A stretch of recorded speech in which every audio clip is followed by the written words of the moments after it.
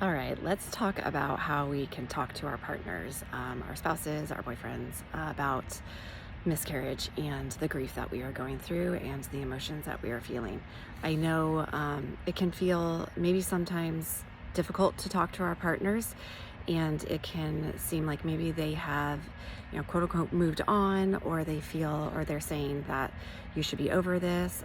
It might feel like they don't care, and it might be causing some maybe anxiety or some anger or some resentment because you're still grieving and you're still feeling pain, which is absolutely okay. And honestly, it's totally normal for this to happen. And I hear it from almost every woman I talk to. And my husband and I went through the same thing. I was very angry with him after our miscarriages. I didn't realize it at the time that I was so angry at him, but when I go back and read some of the text messages I sent him, there was a lot of anger, and he was very understanding.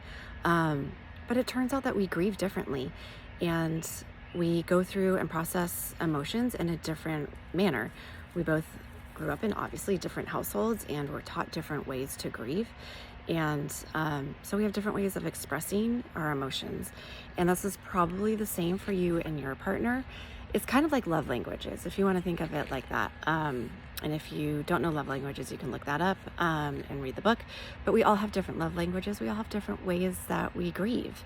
And in the Grief Recovery Handbook, it's a book talking about grief, and it's mentioned that there are 6 different ineffective ways that a lot of us are taught from either our family or from society.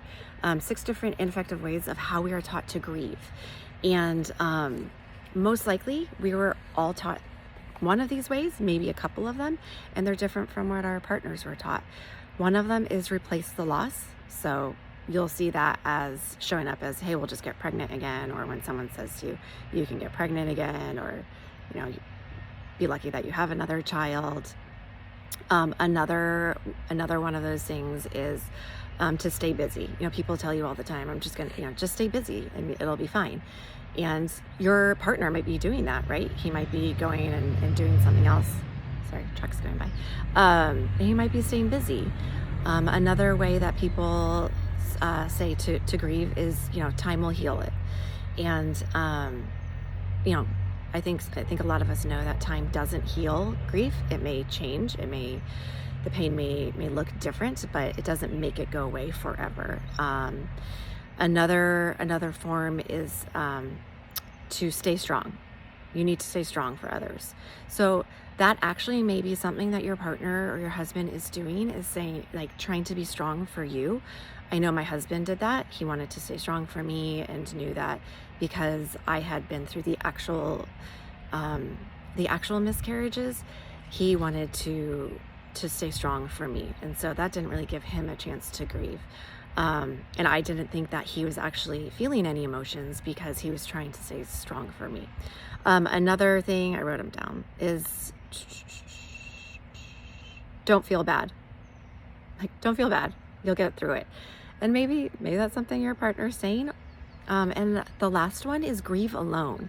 And I think oftentimes we're taught that we shouldn't, air our dirty laundry or talk about things that are difficult in society.